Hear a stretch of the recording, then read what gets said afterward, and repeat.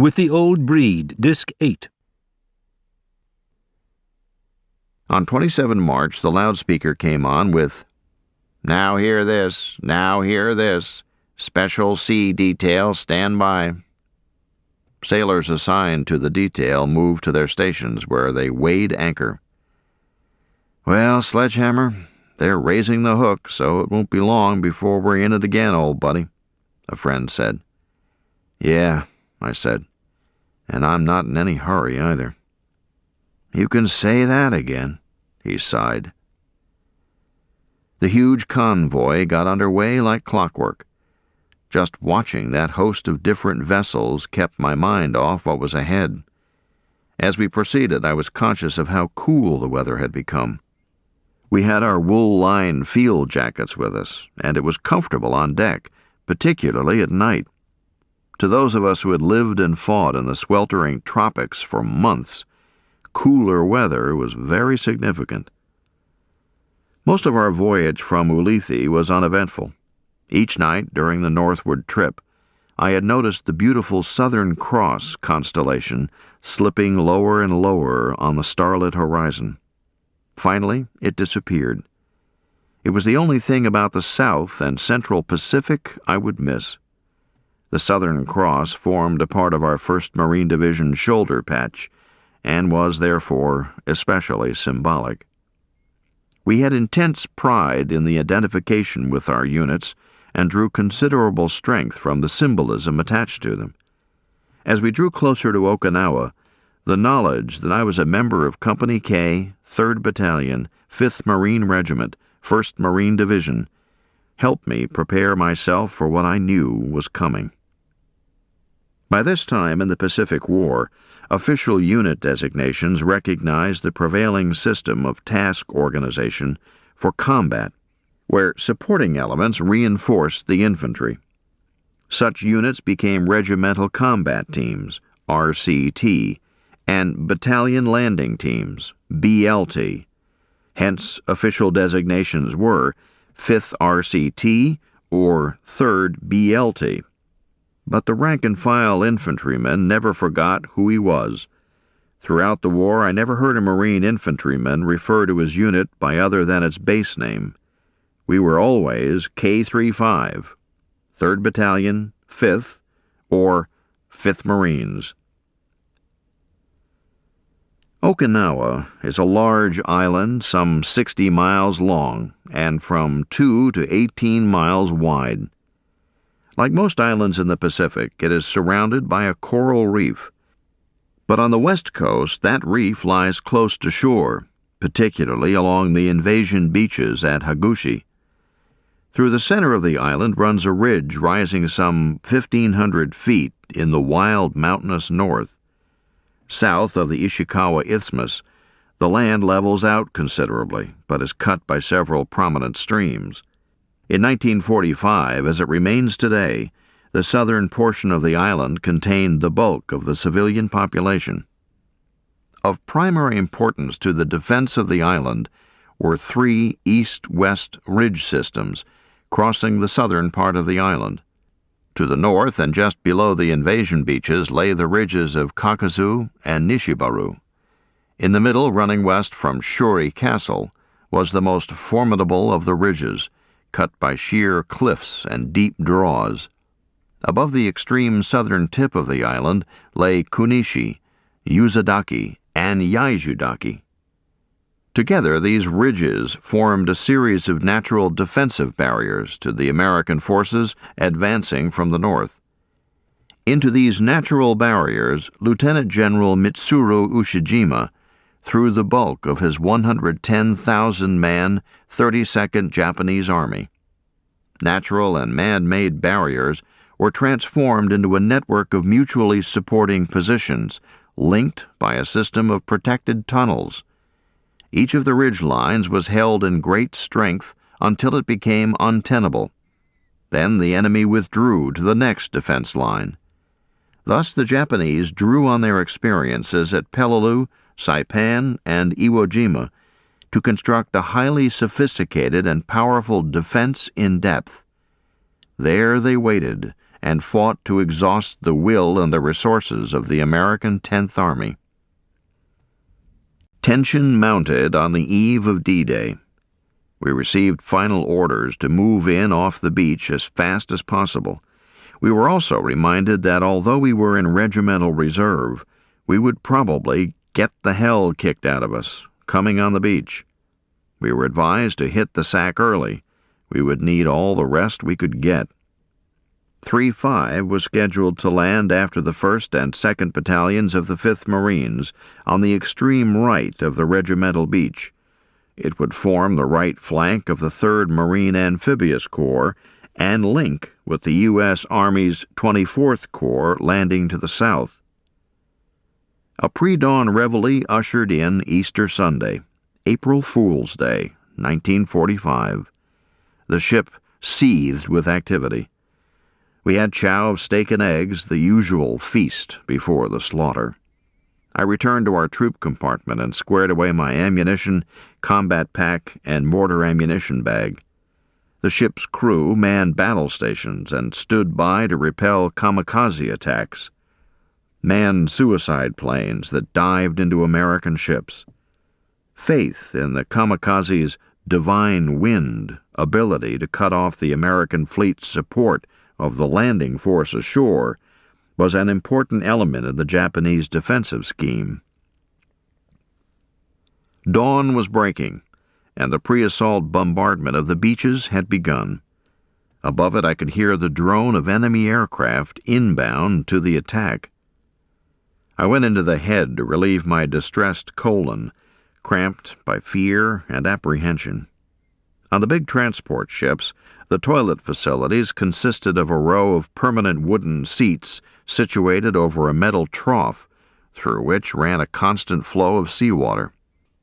There were about 20 seats, no limited facilities here, with Haney to delay us, as at Pillaloo.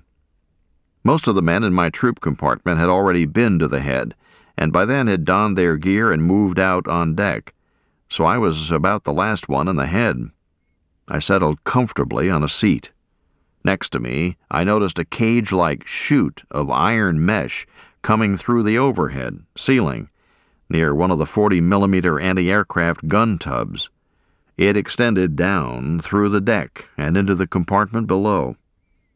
Startled out of my wits by an incredibly loud sound of clattering, clanking, scraping, and rasping metal, I sprang up with a reflex born of fear and tried to bolt out of the head into the troop compartment. I knew a kamikaze had crashed into our ship right above me.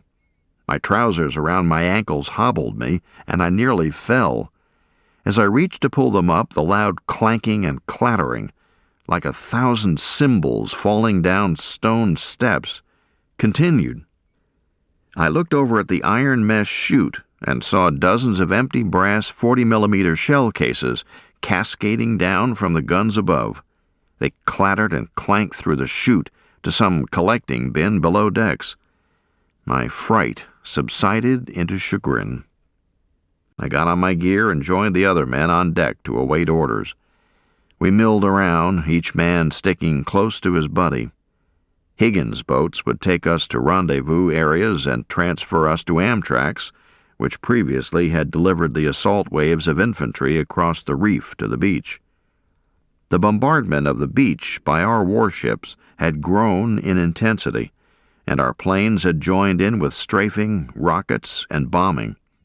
Japanese planes flew over the fleet at some distance from us. Many of our ships were firing at them. An order came for all troops to go below. This was to prevent casualties from strafing enemy planes.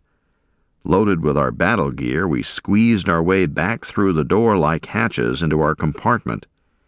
Packed like sardines in the aisles between the racks, we waited in the compartment for orders to move back on deck. Sailors on deck dogged our hatches, sealed the doors by turning U-shaped handles positioned all around them. Like men locked in a closet, we waited and listened to the firing outside. The compartment wasn't large, and the air soon became foul. It was difficult to breathe. Although the weather was cool, we began to sweat. "Hey, you guys, the blowers," electric ventilating fans, "are off. By God, we'll smother in this damn place," yelled one man. I was next to the hatch, and several of us started yelling at the sailors outside, telling them we needed air. They yelled back from the other side of the steel door that it couldn't be helped because the electricity was needed to operate the gun mounts. "Then by God, let us out on deck." "Sorry, we've got orders to keep this hatch dogged down." We all started cursing the sailors, but they were following orders, and I'm sure they didn't want to keep us locked in that stuffy compartment. "Let's get the hell out of here," a buddy said. We all agreed it would be better to get strafed on deck than to suffocate in the compartment. Grasping the levers and moving them to the unlock position, we tried to open the hatch. As fast as we turned each lever, the sailors outside turned it back and kept it dogged down. Other desperate Marines joined us in trying to unclamp the hatch. There were only 2 sailors outside, so with our combined efforts we finally got all the clamps open, shoved open the hatch, and burst out into the cool, fresh air. About that time, other company came in, poured out of a hatch on the other side of the compartment. One of the sailors got pushed over and rolled across the deck. In an instant, we were all outside breathing in the fresh air. "All right, you men, return to your quarters. No troops topside. That's an order," came a voice from a platform slightly aft and above us. We looked up and saw a Navy officer, an ensign, standing against the rail glaring at us. He wore khakis, an officer's cap, and insignia bars on his collar, in stark contrast to us dressed in green dungarees, tan canvas leggings, and camouflaged helmet covers, and loaded with battle equipment, weapons, and gear. He wore a Webb pistol belt with a .45 automatic in the holster. None of our officers was in the area, so the Navy ensign had it all to himself. He swaggered back and forth, ordering us into the foul air of the troop compartment. If he had been a Marine officer, we would have obeyed his order with mutterings and mumblings, but he was so unimposing that we just milled around. Finally, he began threatening us all with courts-martial if we didn't obey him. A friend of mine spoke up. "Sir, we're going to hit that beach in a little while, and a lot of us might not be alive an hour from now. We'd rather take a chance on getting hit by a Jap plane out here than go back in there and smother to death." The officer spun around and headed for the bridge. To get help, we assumed. Shortly, some of our own officers came up and told us to stand by to go down the nets to the waiting boats. As far as I know, our breakout of the troop compartment for fresh air was never mentioned. We picked up our gear and moved to assigned areas along the bulwarks of the ship. The weather was mostly clear and incredibly cool, about 75 degrees, after the heat of the South Pacific. The bombardment rumbled and thundered toward the island. Everything from battleships down to rocket and mortar boats were plastering the beaches along with our dive bombers. Japanese planes, their engines droning and whining, came in over the huge convoy, and many ships' anti-aircraft fire began bursting in the air. I saw 2 enemy planes get hit some distance from our ship. We were all tense, particularly with the intelligence estimate that we could expect 80 to 85% casualties on the beach. Although I was filled with dread about the landing, I wasn't nearly so apprehensive as I had been at Peleliu. Perhaps it was because I was already a combat veteran. I had survived the Peleliu landing and knew what to expect from the Japanese as well as from myself.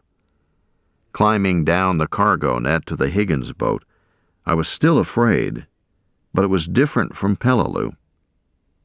In addition to the invaluable experience of being a combat veteran, the immensity of our fleet gave me courage. Combat vessels and armed transports ranged as far as we could see. I have no idea how many of our planes were in the air, but it must have been hundreds. We climbed down the net and settled into the Higgins boat. Someone said, "Shove off, coxswain, you're loaded," as the last Marine climbed into our boat. The coxswain gunned the engine and pulled away from the ship. Other boats loaded with Marines from 3-5 were pulling out all along the side of the ship. I sure hated to leave it. Amphibious craft of every description floated on the water around us. The complexity of the huge invasion was evident everywhere we looked. Our boat ran some distance from our ship, then began circling slowly in company with other boats loaded with men from our battalion. The bombardment of the Higuchi beaches roared on with awesome intensity. Sitting low in the water, we really couldn't see what was going on except in our immediate vicinity. We waited nervously for H-hour, which was scheduled for 0830. Some of the ships began releasing thick white smoke as a screen for the convoy's activity. The smoke drifted lazily and mingled in with that of the exploding shells. We continued to circle on the beautiful blue water, made choppy by the other boats in our group. "It's 0830 now," someone said. "The first wave's going in now. Stand by for a ram," Snafu said. The man next to me sighed. "Yeah, the stuff's going to hit the fan now." Chapter 9. Stay of Execution. "The landing is unopposed." We looked with amazement at the Marine on the Amtrak with which our Higgins boat had just hooked up. "The hell you say?" one of my buddies shot back. "It's straight dope. I ain't seen no casualties. Most of the nips must have hauled ass. I just saw a couple of mortar shells falling in the water, that's all. The guys went in standing up. It beats anything I ever saw." Images of the maelstrom at Peleliu had been flashing through my mind, but on Okinawa there was practically no opposition to the landing. When we overcame our astonishment, everybody started laughing and joking. The release of tension was unforgettable. We sat on the edge of the Amtrak's troop compartment, singing and commenting on the vast fleet surrounding us. No need to crouch low to avoid the deadly shrapnel and bullets. It was, and still is, the most pleasant surprise of the war. It suddenly dawned on me, though, that it wasn't at all like the Japanese to let us walk ashore unopposed on an island only 350 miles from their homeland.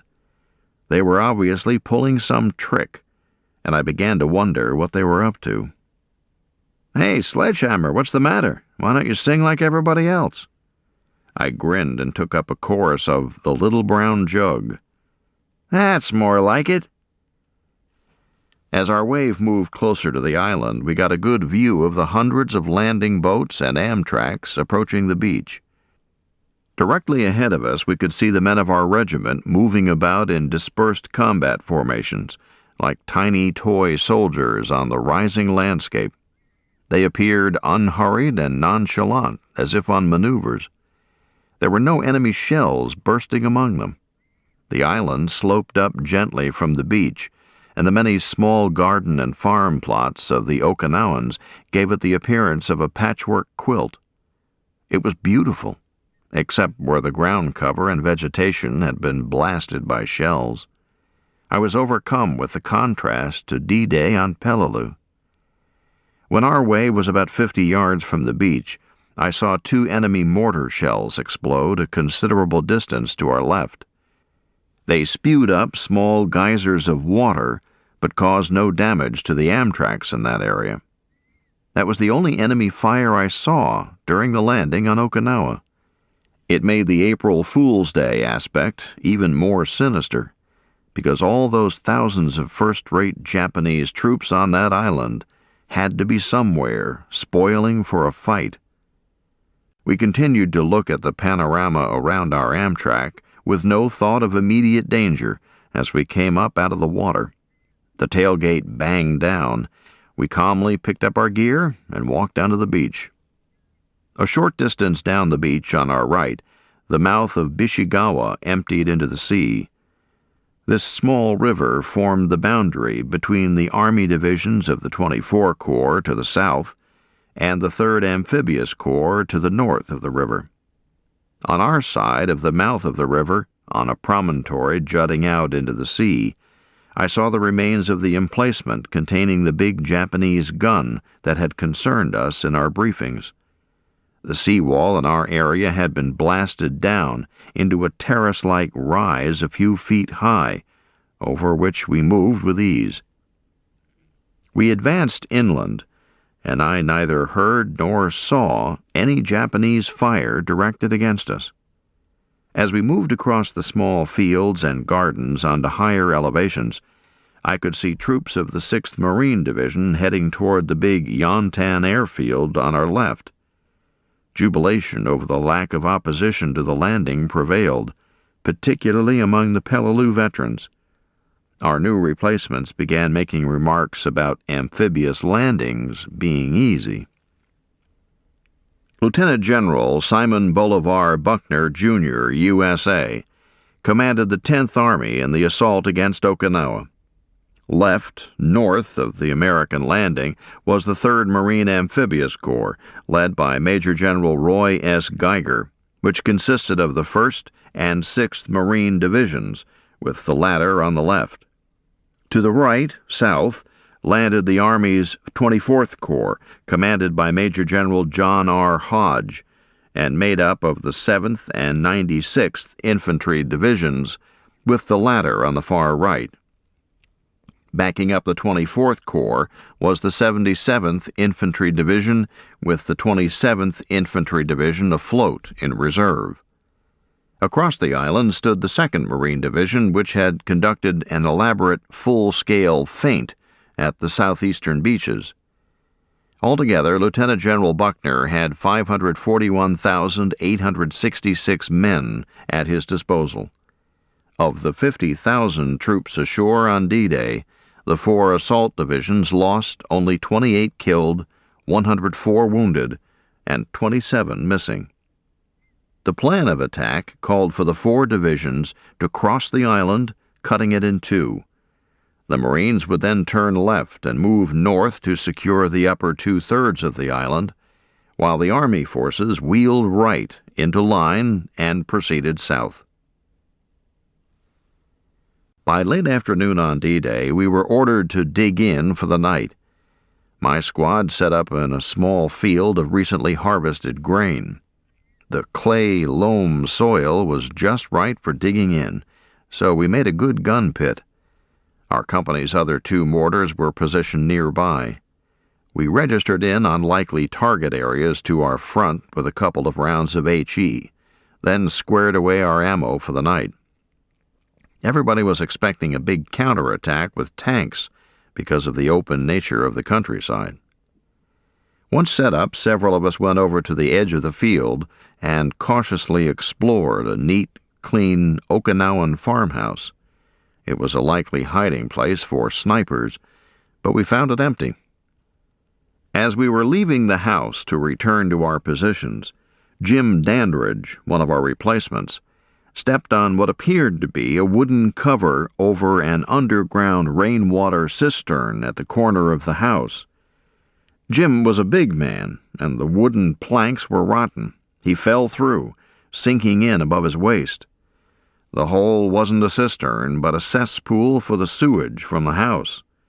Jim scrambled out, bellowing like a mad bull and smelling worse. We all knew it might be weeks before we could get a change of dungarees, so it was no laughing matter to Jim. But we started kidding him unmercifully about his odd taste in swimming holes.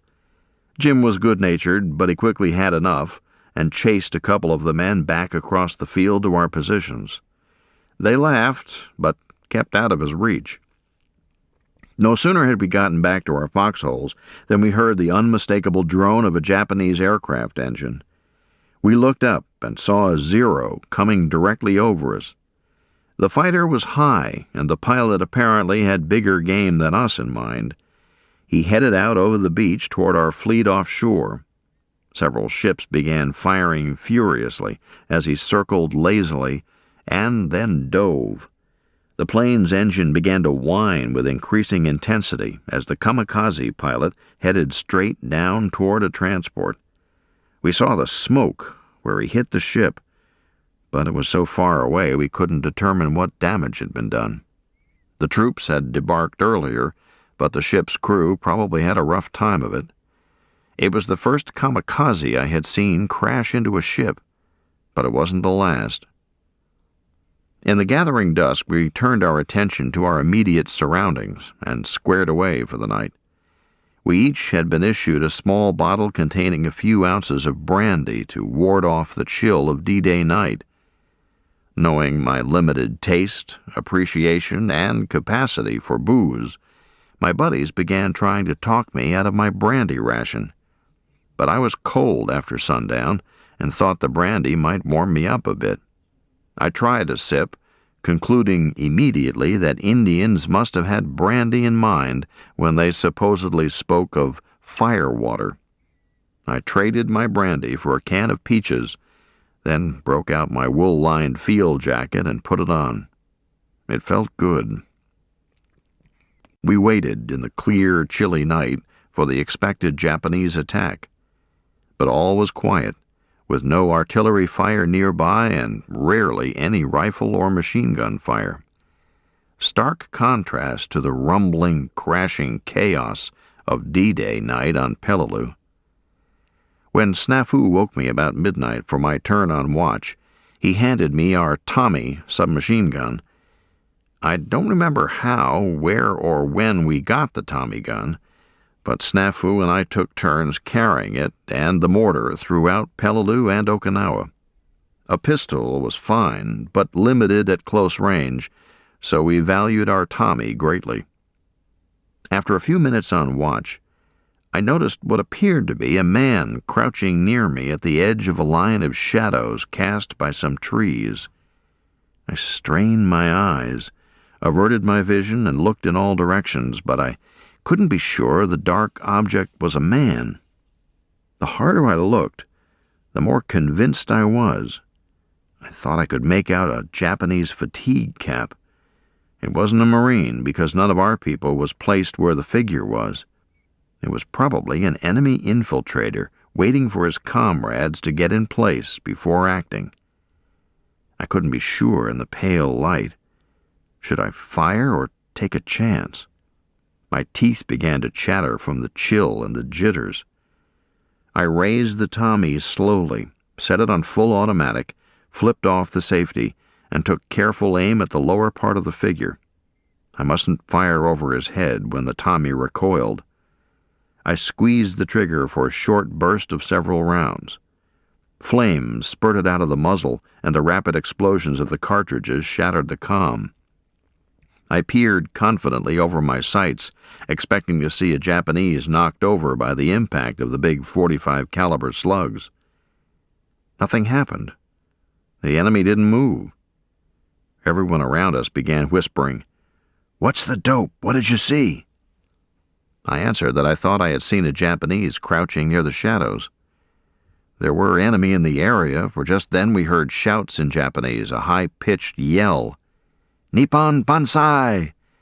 Then incoherent babbling, followed by a burst of firing from one of our machine guns. Quiet fell.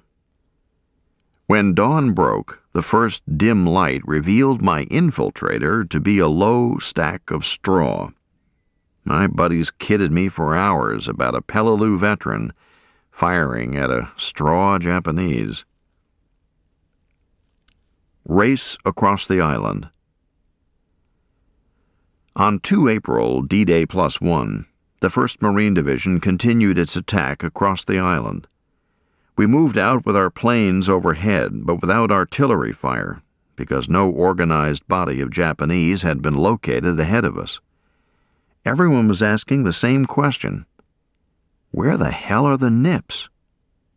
Some scattered small groups were encountered and put up a fight, but the main Japanese army had vanished. During the morning, I saw a couple of dead enemy soldiers who apparently had been acting as observers in a large, leafless tree when some of the pre-landing bombardment killed them. One still hung over a limb. His intestines were strung out among the branches like garland decorations on a Christmas tree.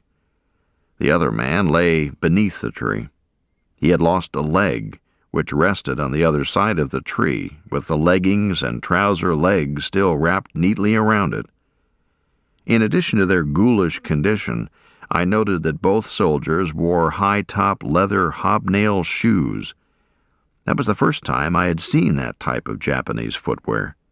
All the enemy I had seen on Peleliu had worn the rubber-soled canvas split-toed tabi. We encountered some Okinawans, mostly old men, women, and children. The Japanese had conscripted all the young men as laborers and a few as troops, so we saw a few of them. We sent the civilians to the rear, where they were put into internment camps so they couldn't aid the enemy.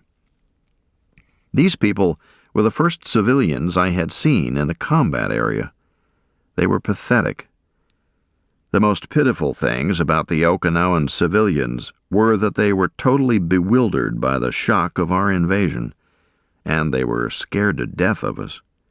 Countless times they passed us on the way to the rear with fear, dismay, and confusion on their faces.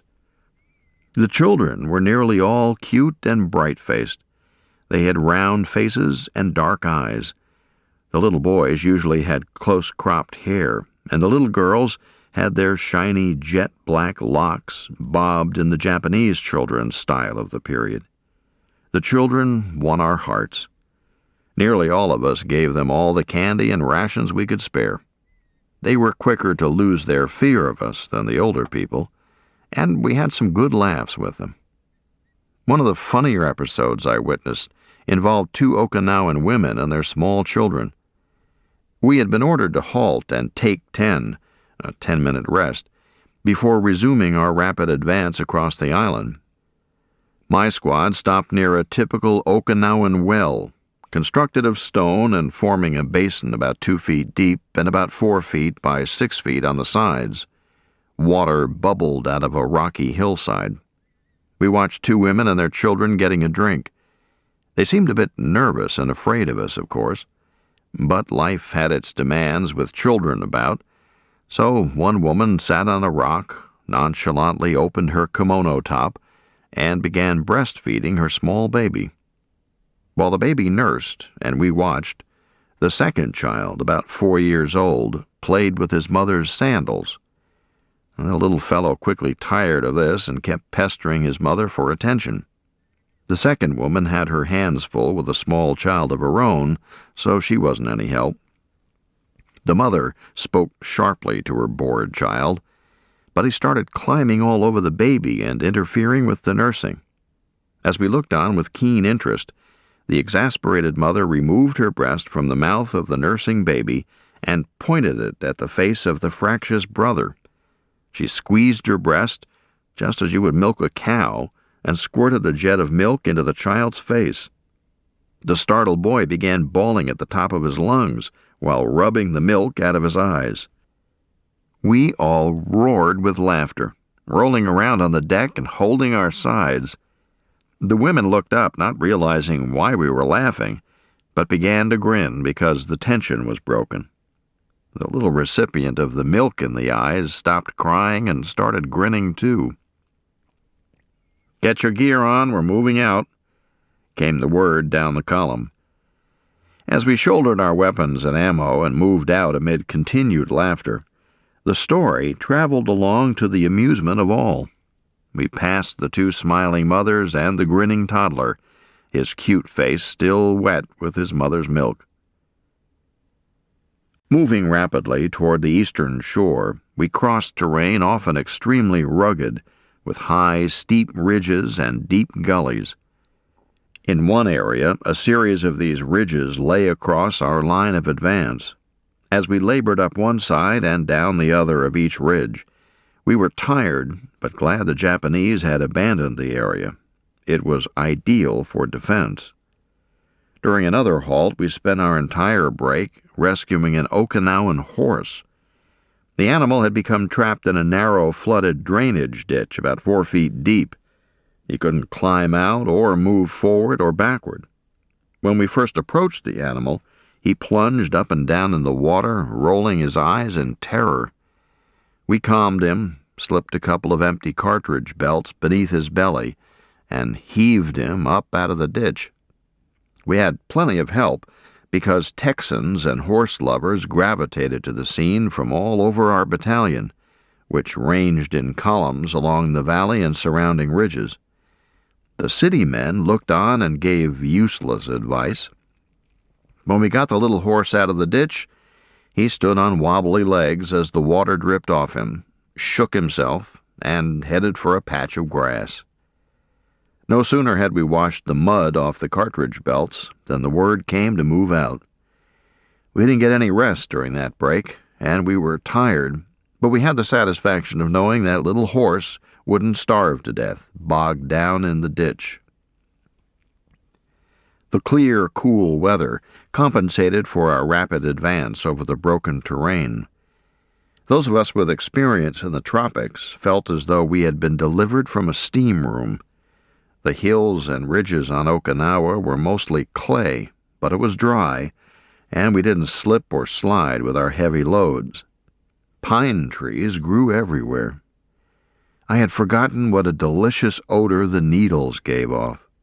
We also saw Easter lilies blooming.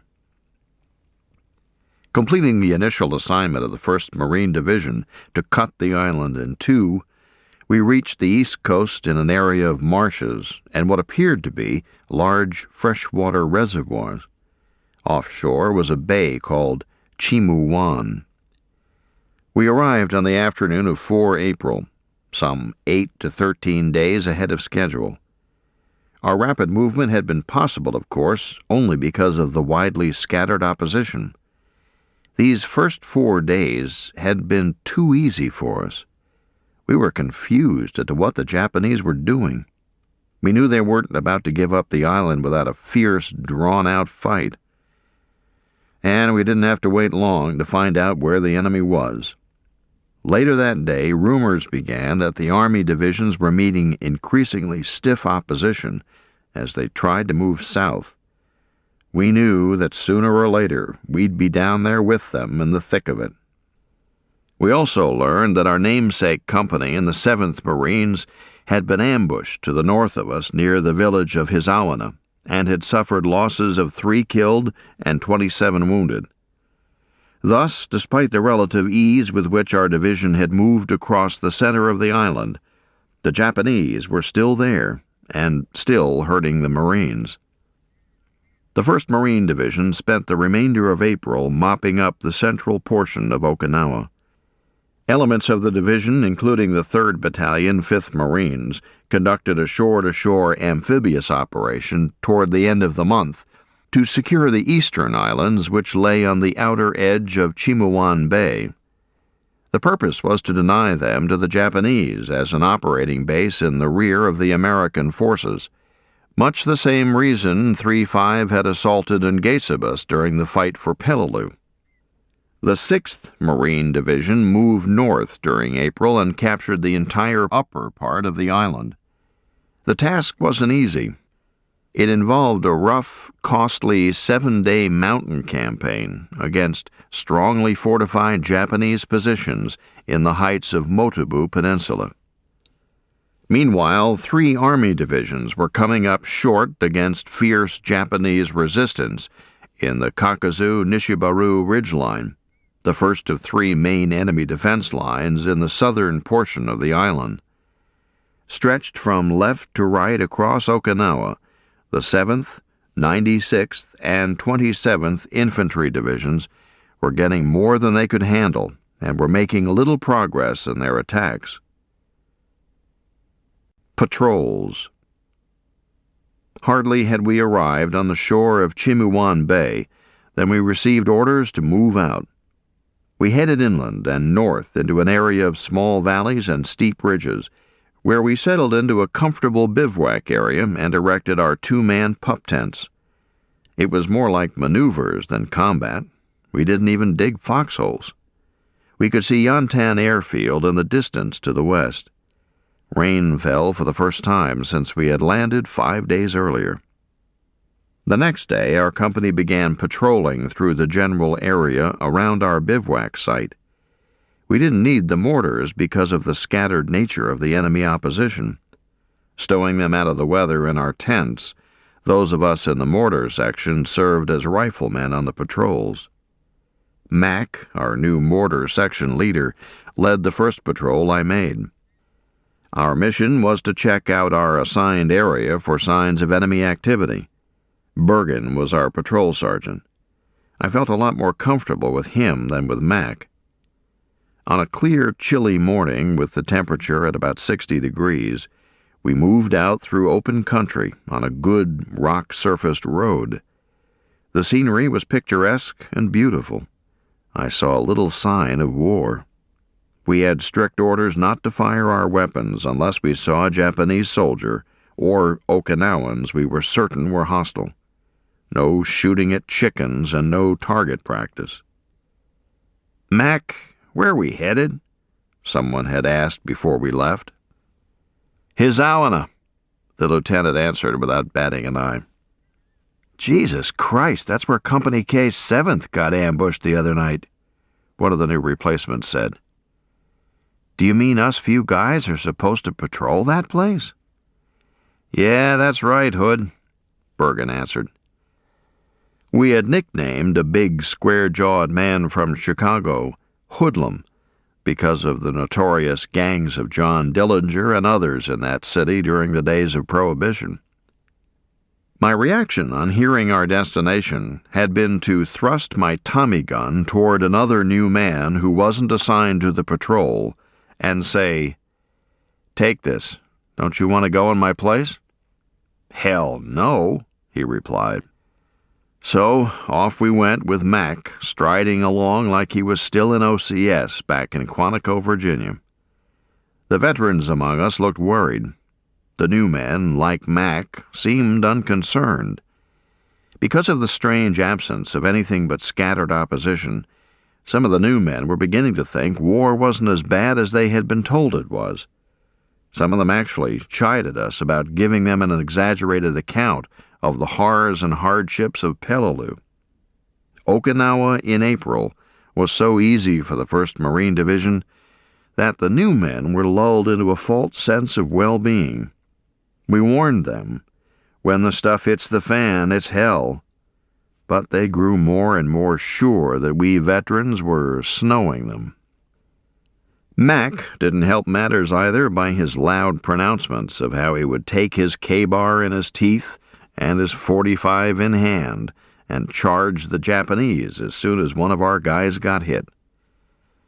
The April stay of execution tended to lull even the veterans into a state of wishful thinking and false security, although we knew better.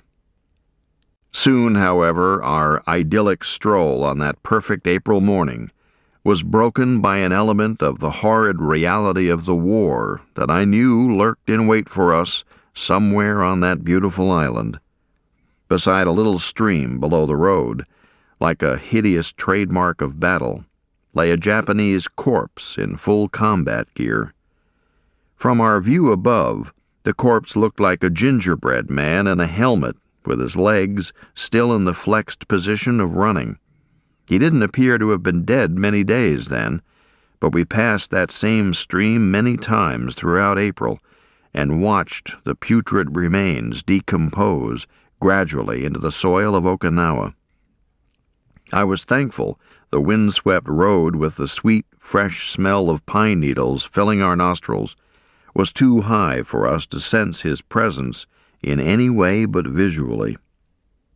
As we patrolled in the vicinity of Hizawana, we moved through some of the area where Company K 7th Marines had been ambushed a few nights before. The grim evidence of a hard fight lay everywhere. We found numerous dead Japanese where they had fallen. Bloody battle dressings, discarded articles of bloody clothing, and bloodstains on the ground indicated where Marines had been hit. Empty cartridge cases were piled where various Marine weapons had been. I remember vividly an Okinawan footpath across a low hillock where the Marine column apparently had been attacked from both sides. On the path were empty machine gun ammo boxes, ammo clips for M1 rifles, and carbine shell cases, discarded dungaree jackets, leggings, and battle dressings, and several large bloodstains, by then dark spots on the soil. Scattered a short distance on both sides of the path were about a score of enemy dead. The scene was like reading a paragraph from a page of a history book. The Marines had suffered losses, but they had inflicted worse on the attacking Japanese. We saw no Marine dead. All had been removed when the relief troops had come in and aided K-37 to withdraw from the ambush. As I looked at the flotsam of battle scattered along that little path, I was struck with the utter incongruity of it all. There the Okinawans had tilled their soil with ancient and crude farming methods, but the war had come, bringing with it the latest and most refined technology for killing. It seemed so insane, and I realized that the war was like some sort of disease afflicting man. From my experience at Peleliu, I had unconsciously come to associate combat with stifling, hot, fire-swept beaches, steaming mangrove-choked swamps, and harsh, jagged coral ridges. But there on Okinawa, the disease was disrupting a place as pretty as a pastoral painting. I understood then what my grandmother had really meant when she told me as a boy that a blight descended on the land when the South was invaded during the Civil War. While a buddy and I were looking over the area, Bergen told us to check out a section of sunken roadway nearby. The sunken portion was about 30 yards long and about 10 feet deep.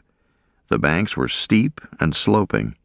Heavy bushes grew along their edges at ground level, so all we could see was the sky overhead and the sloping road in front and behind us.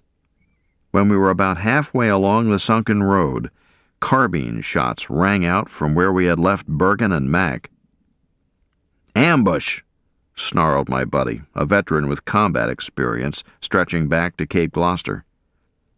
We went into a low crouch instinctively, and I put my finger on the safety catch of the Tommy. Hurrying over to the bank toward the sound of the shots, we scrambled up and peered cautiously through the bushes. We both knew we wouldn't have a chance if we got pinned down in that ditch-like road where we could be shot from above. My heart pounded, and I felt awfully lonely as I looked out.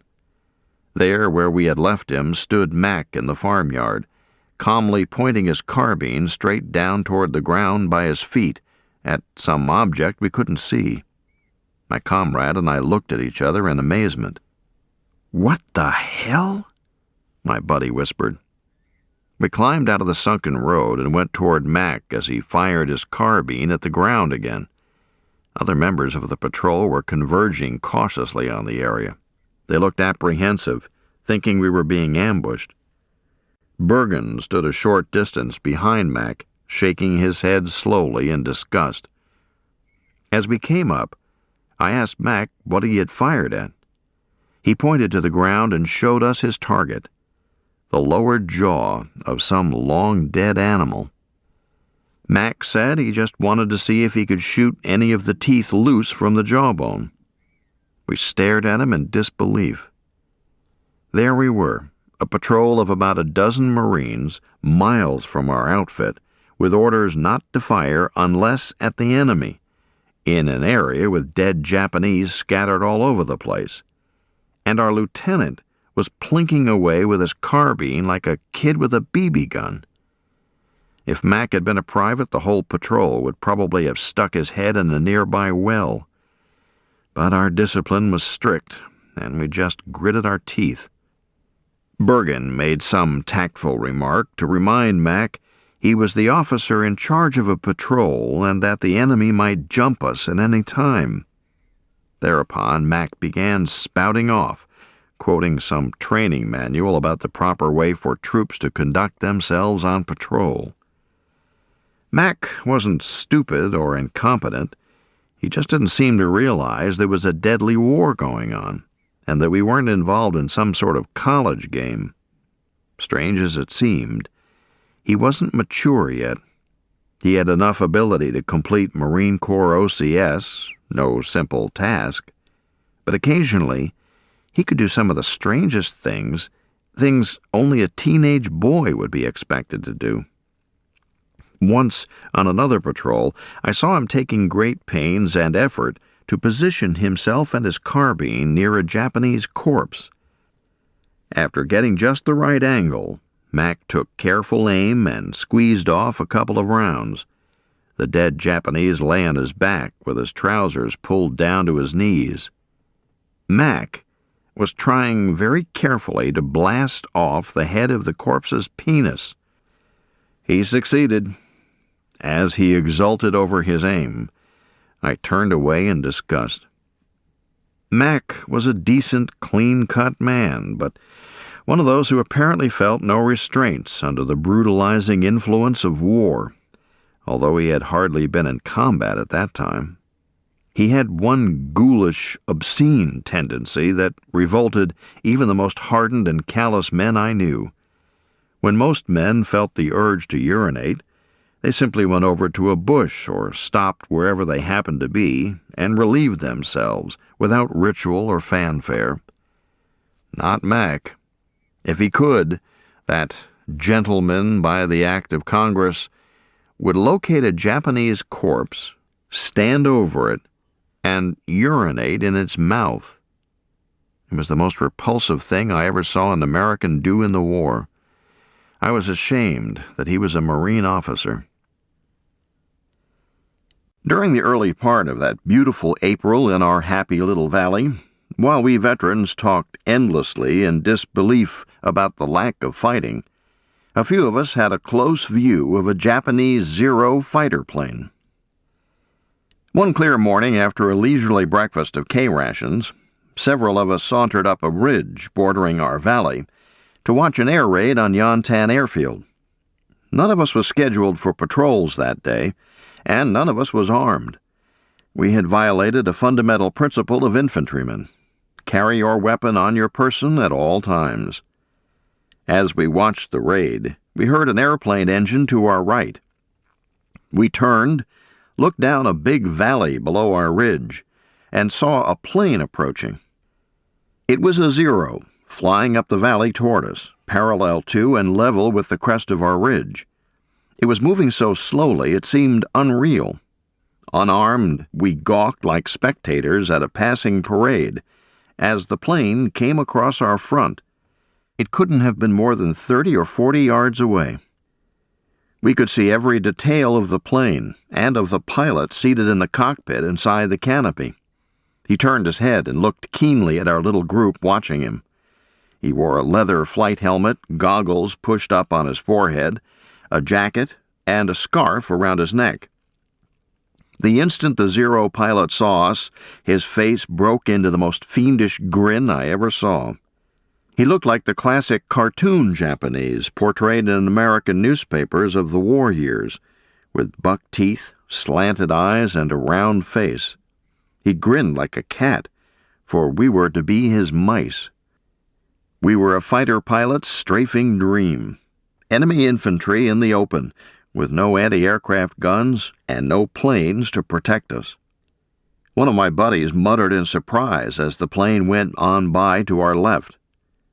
"Did you see that bastard grin at us? That slant-eyed son of a bitch. Where the hell's my rifle?"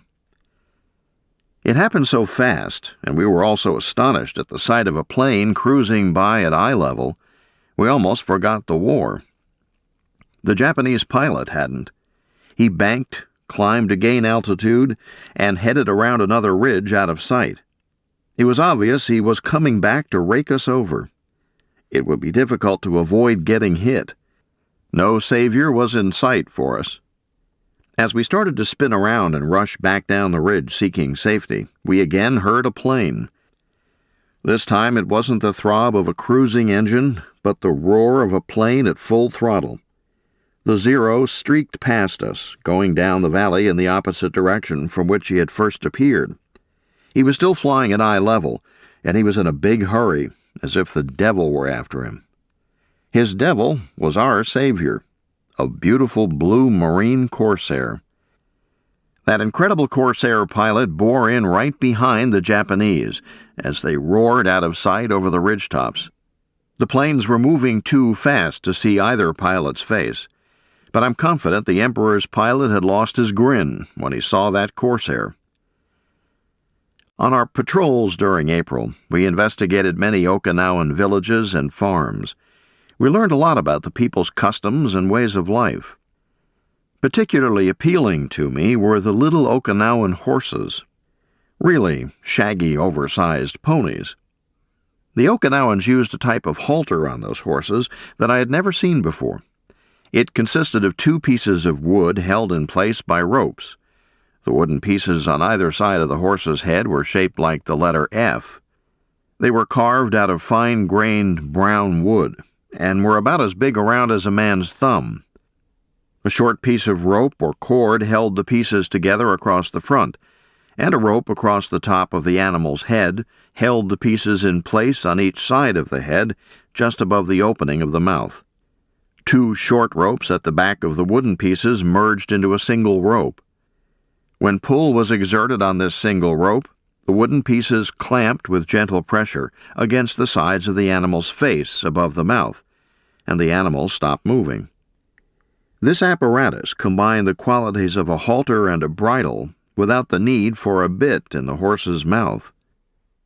I was so intrigued by the Okinawan halter that I took one off a horse we kept with us for several days and replaced it with a rope halter.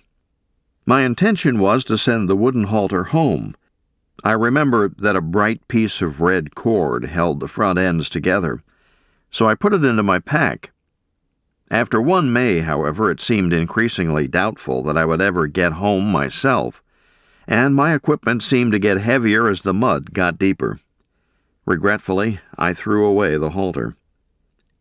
We grew quite attached to the horse our squad had adopted, and he didn't seem to mind when we slung a couple of bags of mortar ammo across his back. When the time came at the end of April for us to leave our little horse, I removed the rope halter and gave him a lump of ration sugar.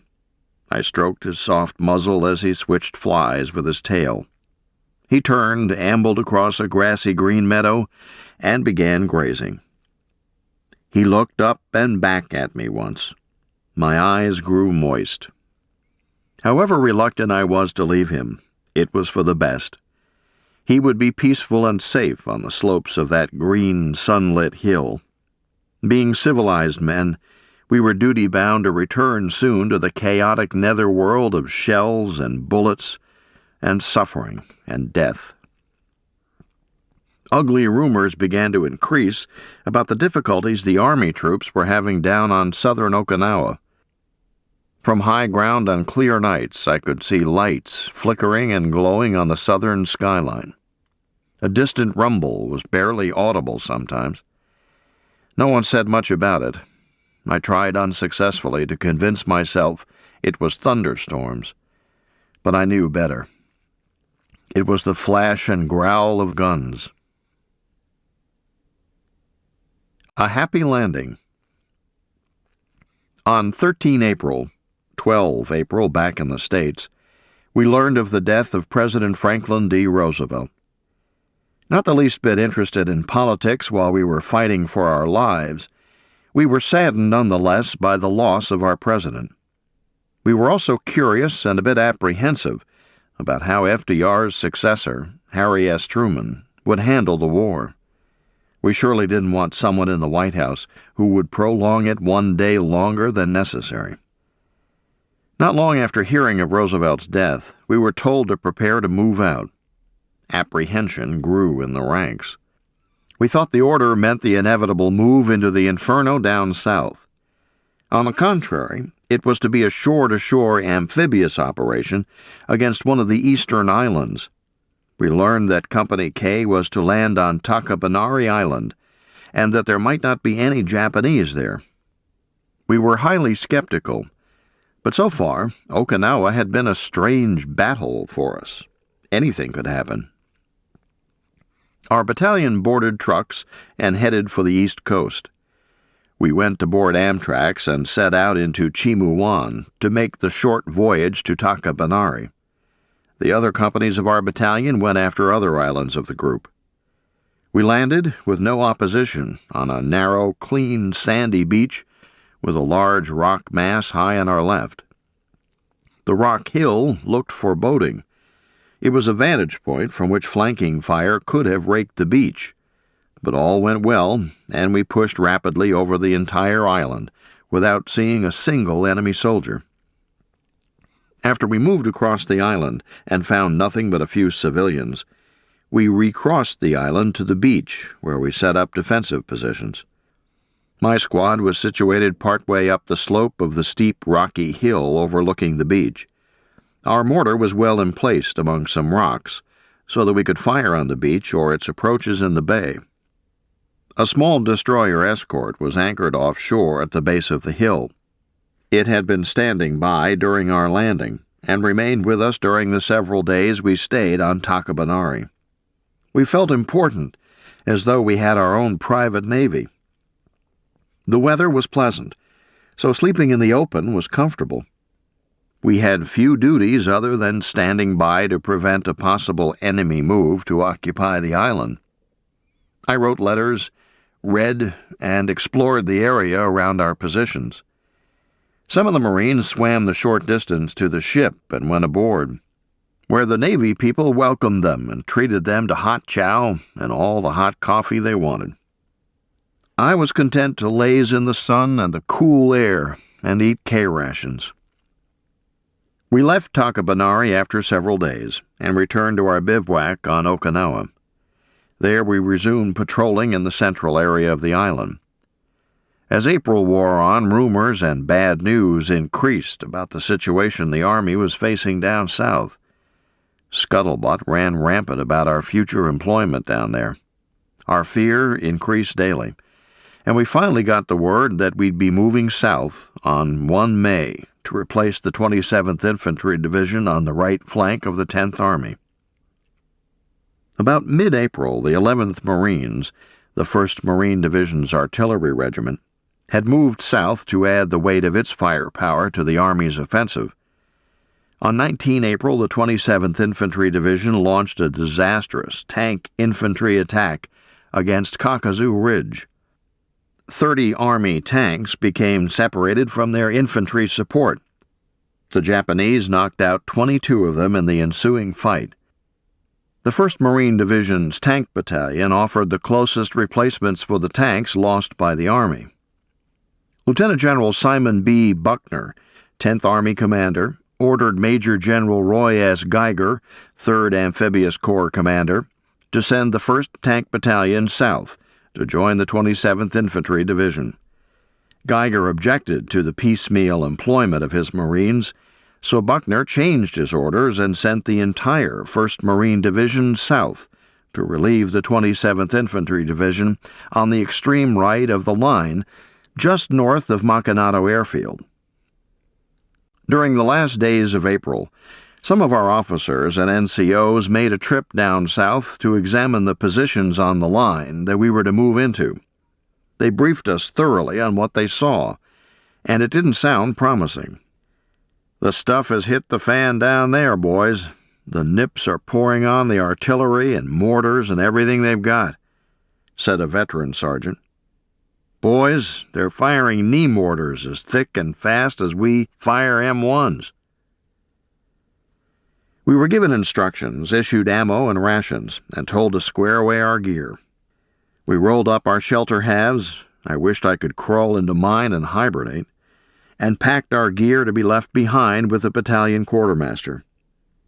The 1st of May dawned cloudy and chilly. A few of us mortar men built a small fire next to a niche in the side of the ridge to warm ourselves. The dismal weather and our impending move south made us gloomy. We stood around the fire eating our last chow before heading south.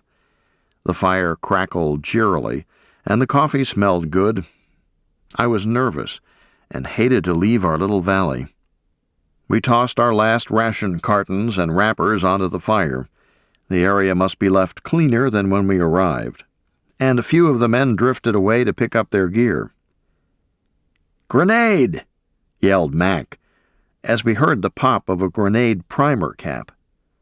I saw him toss a fragmentation grenade over the fire into the niche. The grenade exploded with a weak bang.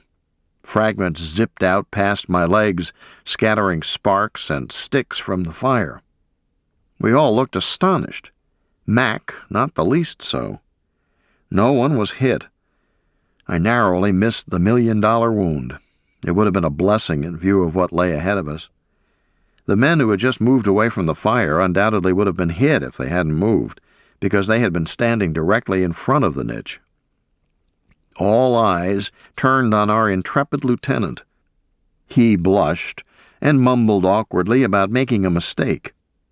Before we moved to board the trucks, Mac had thought it would be funny to play a practical joke on us, so he staged the well-known trick of pouring out the explosive charge from a fragmentation grenade, screwing the detonation mechanism back on the empty pineapple, and pitching it into the middle of a group of people. When the primer cap went pop, the perpetrator of the joke could watch with sadistic delight as everyone scrambled for cover, expecting the fuse to burn down and the grenade to explode. By his own admission, however, Mac had been careless. Most of the explosive charge remained in the grenade. He had poured out only part of it. Consequently, the grenade exploded with considerable force and threw out its fragments. Luckily, Mac threw the grenade into the niche in the ridge. If he had thrown it into the open, most of the Company K mortar section would have been put out of action by its own lieutenant before we ever got down south. Fortunately for Mac, the company commander didn't see his foolish joke. We regretted he hadn't. What a way to start our next fight. Chapter 10. Into the Abyss. We boarded trucks and headed south over dusty roads. In this central portion of Okinawa, we first passed many bivouacs of service troops and vast ammunition and supply dumps, all covered with camouflage netting. Next, we came to several artillery positions. From the piles of empty brass shell cases, we knew they had fired a lot, and from the numerous shell craters gouged into the fields of grass, we could tell that the Japanese had thrown in plenty of counter-battery fire. At some unmarked spot, we stopped and got off the trucks. I was filled with dread. We took up a single file on the right side of a narrow coral road and began walking south. Ahead, we could hear the crash and thunder of enemy mortar and artillery shells, the rattle of machine guns, and the popping of rifles. Our own artillery shells whistled southbound. "Keep your 5-pace interval," came an order. We did not talk. Each man was alone with his thoughts. Shortly, a column of men approached us on the other side of the road.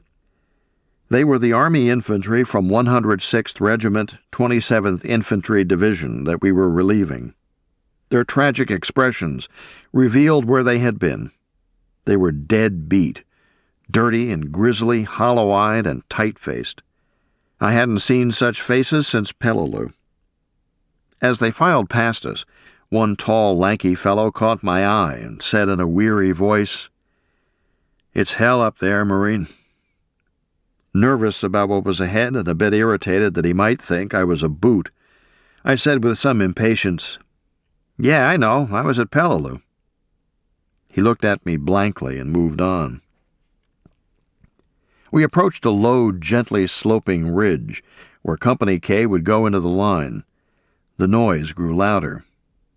"Keep your 5-pace interval, don't bunch up," yelled one of our officers.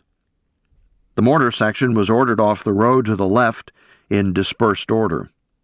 I could see shells bursting between us and the ridge. When we left the road, we severed our umbilical connection with the peaceful valley up north and plunged once more into the abyss. As we raced across an open field, Japanese shells of all types whizzed, screamed, and roared around us with increasing frequency. The crash and thunder of explosions was a nightmare. Rocks and dirt clattered down after each erupting shell blew open a crater. We ran and dodged as fast as we could to a place on a low, gentle slope of the ridge and flung ourselves panting onto the dirt. Marines were running and crawling into position as soldiers streamed past us, trying desperately to get out alive. The yells for corpsmen and stretcher bearers began to be heard. Even though I was occupied with my own safety, I couldn't help but feel sorry for the battle-weary troops being relieved and trying not to get killed during those few critical minutes as they scrambled back out of their positions under fire. Japanese rifle and machine gun fire increased into a constant rattle. Bullets snapped and popped overhead. The shelling grew heavier. The enemy gunners were trying to catch men in the open to inflict maximum casualties on our troops running into and out of position, their usual practice when one of our units was relieving another on the line. It was an appalling chaos. I was terribly afraid. Fear was obvious on the faces of my comrades, too, as we raced to the low slope and began to dig in rapidly. It was such a jolt to leave the quiet, beautiful countryside that morning and plunge into a thunderous, deadly storm of steel that afternoon. Going onto the beach to assault Peleliu and attacking across the airfield there, we had braced ourselves for the blows that fell. But the shock and shells of one May at Okinawa, after the reprieve of a pleasant April, caught us off balance. Fear has many facets, and I do not minimize my fear and terror during that day. But it was different. I was a combat veteran of Peleliu. With terror's first constriction over, I knew what to expect. I felt dreadful fear, but not near panic. Experience had taught me what to expect from the enemy guns. More importantly, I knew I could control my fear.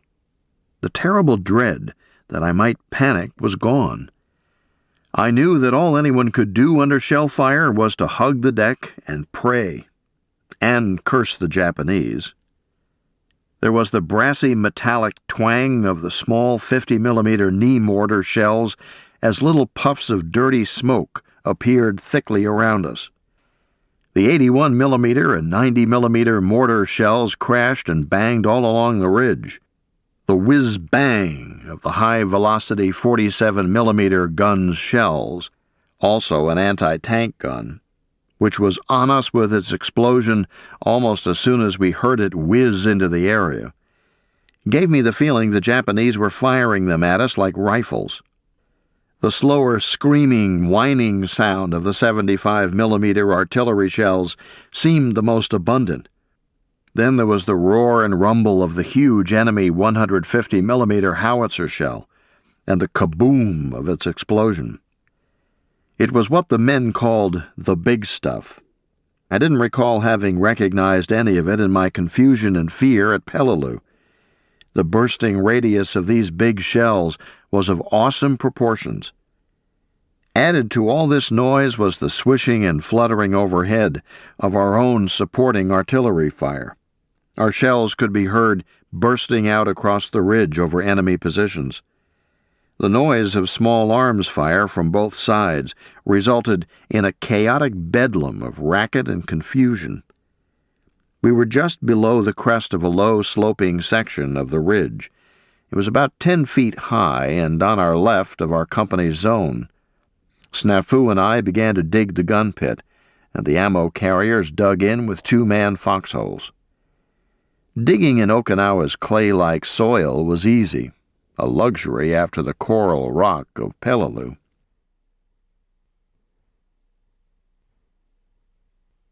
This ends Disc 8.